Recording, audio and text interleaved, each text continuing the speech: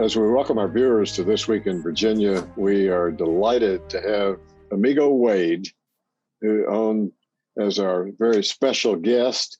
Amigo has served in the Division of Legislative Services since 1997, and over the last 10 years has been Deputy Director or Acting Director, and now has been appointed by Joint Rules to be the Director of the Division of Legislative Services. So we are delighted to have you on, sir. Angel Minor, who's my co-host, a senior at VCU, wants to start our show with some opening questions for you. Yes. Angel? Okay. Thank you. I would love to know some of your background. What sparked your interest into your position right now? Well, I was an American history major for undergrad, which, as my father said, meant that you had to teach or be broke. And I went back to my old high school, back at George Wythe High School. Shout out to the Fighting Bulldogs from Southside Richmond. And as I took a year off between undergrad and law school, got interested in how government works, even more so just working with the school system. And when I went to law school up in DC, at American University, I just sort of each summer tried to take a clerkship with a different aspect of the law. I worked with Ely Palmer and Palmer, which was a civil trial practice firm here in Richmond. I mean, you might remember David Roland Ely, who was in the House of Delegates. I then worked with the Felony Trial Division of the U.S. Attorney's Office in D.C. For a clerk there, and I also clerked with the U.S. Attorney's Office with the Bureau of Prisons. It kind of gave me a good flavor for what the law was like. And after that, I came to Richmond. I worked with DPOR, the Department of Professional Occupation and Regulation, and started off as sort of a management intern. I started, and ended up staying there 10 years. And I kind of rose up from being a management intern to being one of the assistant directors. And people would say, hey, that's either the idea of a consummate public servant who's, rising up in the ranks as his expertise is recognized, or it could be, the person who knew it's time to apply for that other job before they found out he didn't know what he was doing. So either one works. And then I found out about this job, having worked with legislative services off and on, with some of the interim studies. And I came here as a staff attorney in, 1997, and just kind of stuck around. I love the policy work, the part of it. It is akin to being, having a ringside seat at a prize fight, but you don't have money, on either of the fighters. And you just, I said, I know what they did in that camp. I know what they did in that camp. But that's a part of being involved with policy and helping, as I said, I hadn't said yet, we are a nonpartisan, organization, and we provide, legal and research policy analysis services to both Democrats and Republicans. But just being a part of the process, and it also doesn't hurt, to be, involved with, the oldest continuously meeting deliberative body in the new world, so we do things a bit differently in Virginia. But just, I never intended to, be, considered for the directorship. I just been here doing this work, and it sort of happens, but I'm ready to get it done. I don't even know if I answered your question. I think, I did. That's what sparked your interest. Do you have any current projects or a favorite project that you worked on over the years? Probably, I think the first big project, back in the old days, David might remember this, we used to have joint subcommittees and didn't have as many, standing permanent commissions, but every interim, there used to be like a clear session, and then you would have an interim where you would have joint subcommittees. And I think the first big one that I worked on was a study to do an overhaul of the state and local government conflict of interest act. And that's really where I really got to learn, where the rubber meets the road, where you have, these public servants and public employees who have a job to do. And of course, the Conflict of Interest Act is where your private interests might conflict with your public duty, and how, how difficult it is, for people to get into public service. In particular in Virginia, we have a part-time legislature. There's lots of arguments as to should we have a full-time, and are we really full-time now?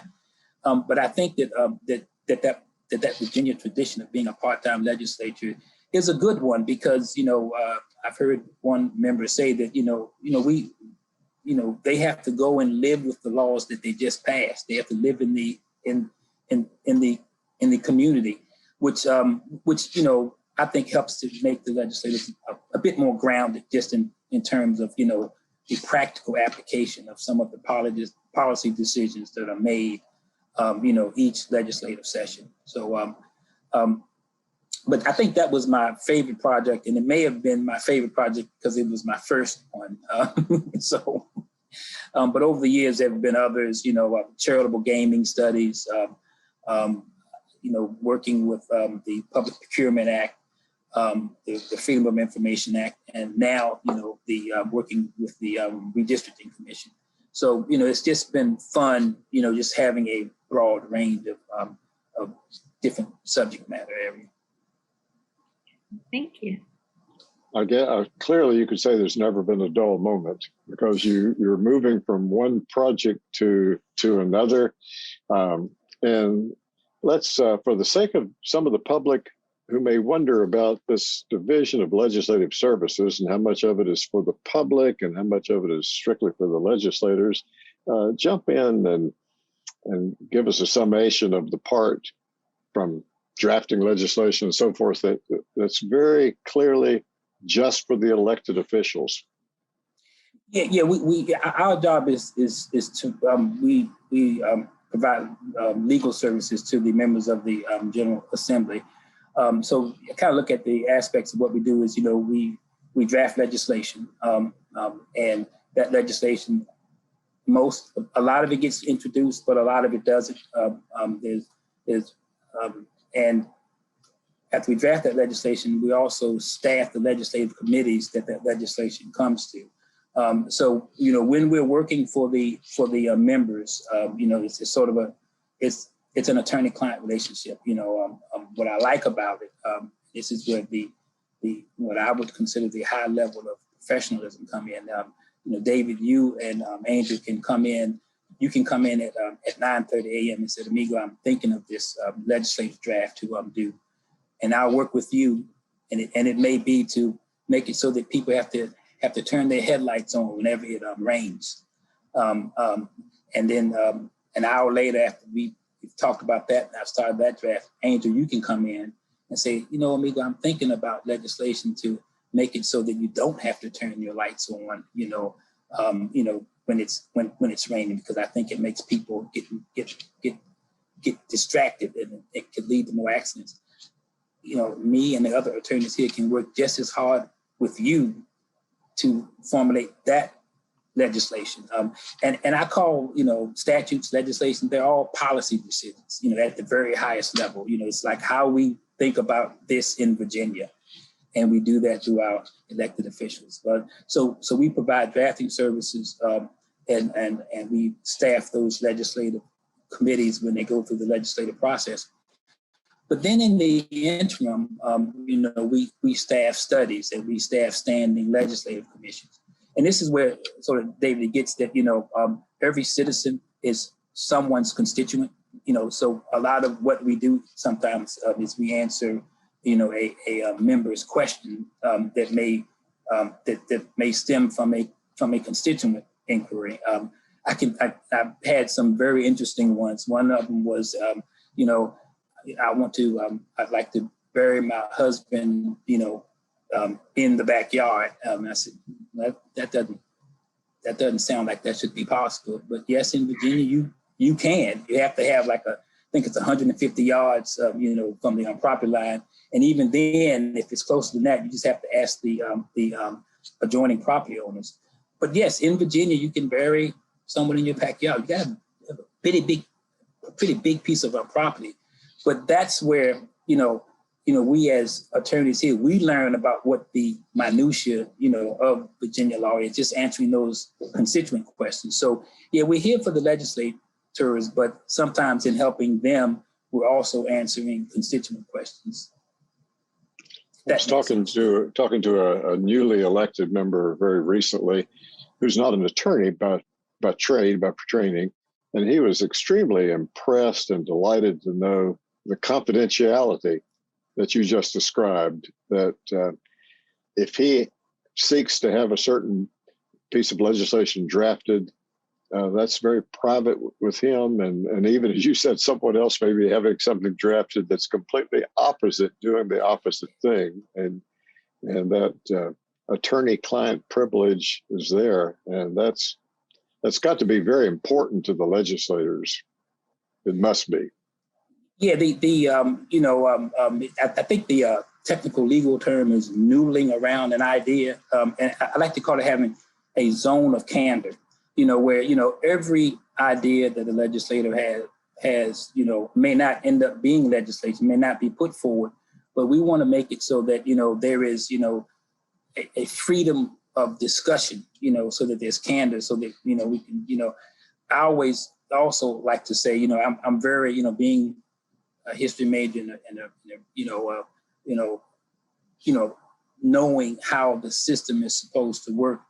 I always like to make sure that it is the legislator that is making the policy decision. I mean, I know that none of you all want some, crusty old bureaucrat like me sitting in the corner who's not elected making policy decisions. And I've always sort of couched it as, if a member asks me if they can do something, that is, if it's constitutional, if there's something that, if there's some federal law that will prevent it, we can tell them.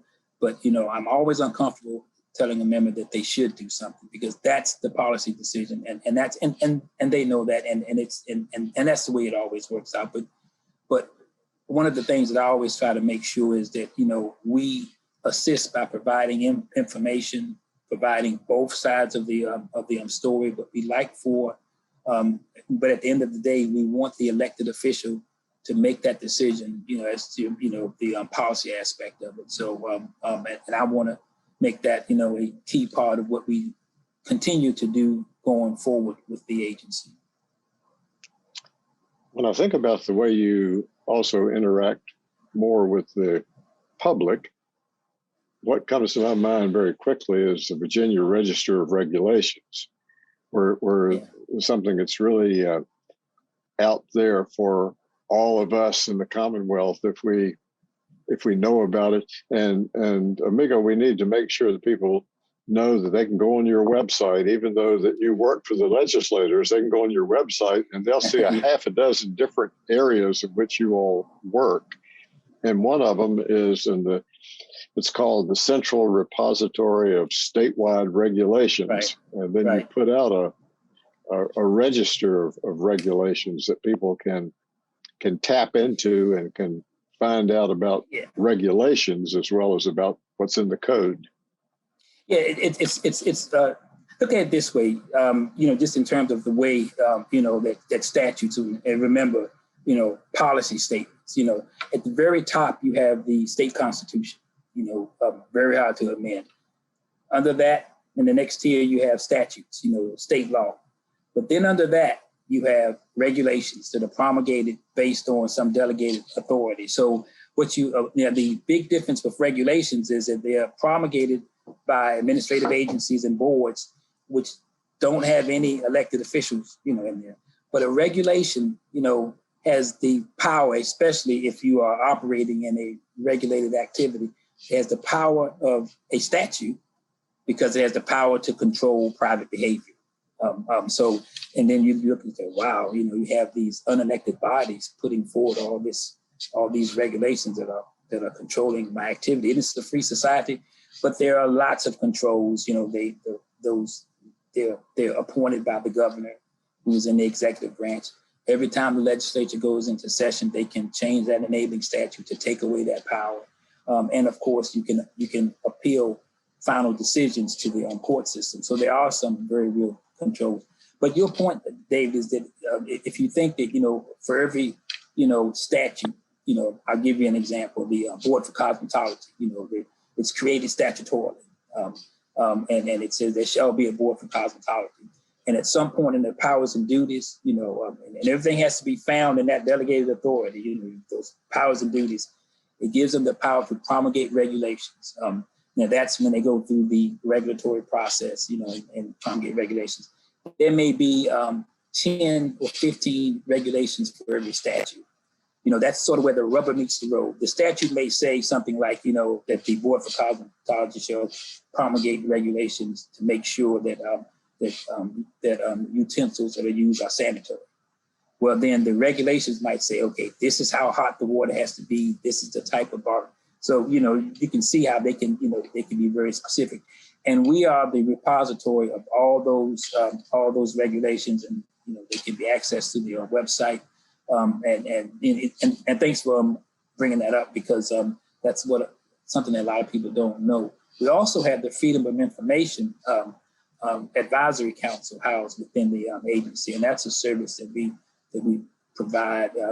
Alan Bernhardt is the executive director there, and I think he and Ashley Benz, who also staffs that office, probably answer 15 to 20 questions a day, in terms of citizens wanting to access state public records. And I think I'll just underscore what you just said about the freedom of information opinions, that citizens they don't have to go through legislators to really right.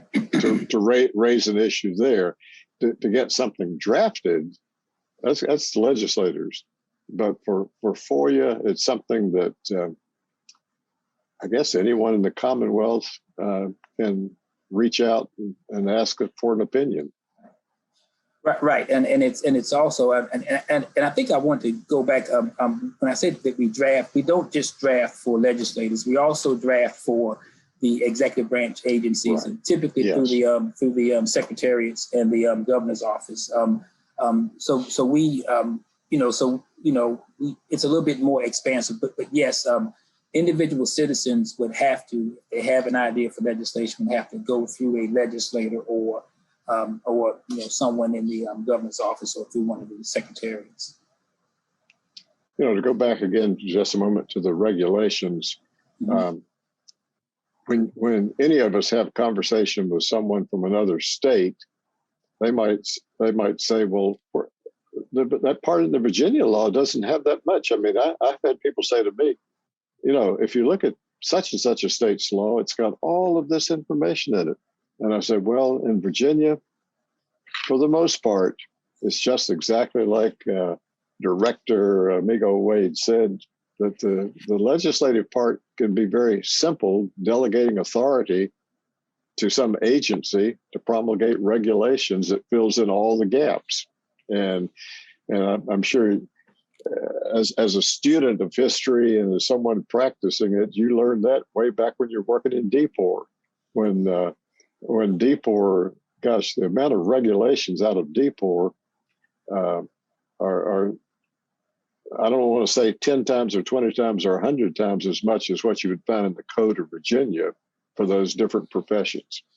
Yeah, and I think the sort of the best, what I would like to think of as one of the best illustrations of where kind of government meets the individual is when you talk about professional and occupational regulation. In a free society, you should be able to do whatever you want as long as you don't adversely affect the rights of others. That's to me the presumptive state. I had a law school professor that used to say, that used to describe that, my right to swing my arms stops at your face. So you have the situation where you have the legislature has the General Assembly has to make a decision that there is a potential for harm if someone is performing this activity and they don't have the minimum, training and education. So once the legislature decides that we are going to establish a regulatory program, then of course you won't be able to, perform in that program until you have shown that you meet those minimum standards. Now those standards are minimum because remember we're starting from the presumption that I should do whatever I want to do as long as I don't adversely affect the rights of others. And I say that it's like so much of regulation is so that, you know, when I'm talking about swinging the arms and hitting the face, is finding that contact point and moving off just a little bit. So you have, so a decision, so an agency like the health, like the Department of Health Professions, they don't, you know, they can't decide that we're going to regulate this activity. The legislature has to make that decision, and once they make it, it's given to the to that agency, and that agency establishes the regulatory program. But to me, that's, you know, one of the best examples of how government, you know, meets the individual, where you see that sort of trying to get that sweet spot, you know, where you're trying to protect the public, but you're also trying to protect an individual's right to enter into a useful occupation of life and make a living. Amigo, I think that redistricting has got to be one of the top subjects of 2021 for your division. And just earlier this week, I saw you on one of the redistricting commission meetings, and your involvement and your staff's involvement. We know people will be following that with a great deal of interest. What would you want to say to us about the redistricting process and about GIS services? That's something else that's handled by your division. Yeah. So much is new and different because, you know, we've never done redistricting like this, and in fact, you know, there is a provision in the statute that prohibits the commission members as well as staff from talking about reapportionment or redistricting outside of a public meeting, or and that's of course to make sure that things are as transparent as possible. You'll see that several meetings are scheduled for May as things get geared up. There have been 2 subcommittees established, and I would just say that, you know, we're probably going to launch very soon an improved website, just, you know, to get the public to, you know, focus on that website, and it will be putting out information and just, you know, track what the commission's doing. We're sort of finding our way because, as I said, it's the first time it's been done like this, and I'll just tell people to stay tuned, and you know, all of the meetings have been virtual so far, and we've and they're taped so that you can see them, and I think they'll be putting out a public hearing schedule very, very soon. So looking forward to learning as we go. Yes, it's going to be a very, very interesting process, and one that's being slowed down, if I could use that properly, by the fact that the census numbers aren't really there yet to enable you to enable this commission to really move forward with any speed right now. Right, I think the Census Bureau announced that they would be released sometime in mid-August. You know, which is you know, and it's because of the pandemic, and, you know, wanting to make sure that the count is as accurate as possible. But we're working with it. Let me step back for just a moment and ask you, as you think about the Division of Legislative Services, and when you go on the website, which I have any number of times, I've done it very recently, I even see something about job openings. So you have lots of staff who work with you. What would you say to someone who might be wondering about applying for a position in your agency?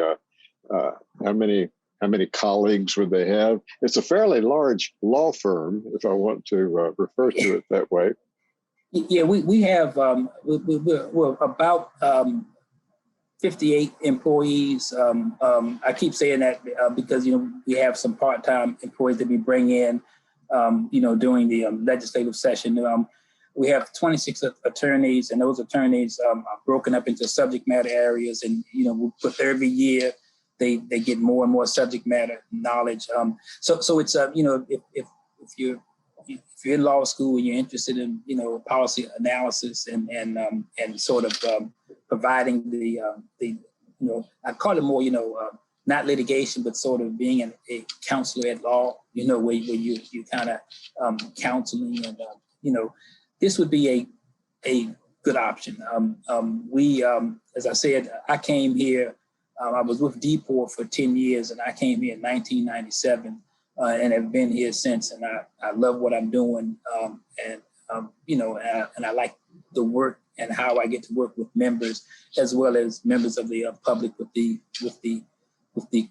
constituent services. So it's, I think it's a great agency. I don't know. How many times have I said that?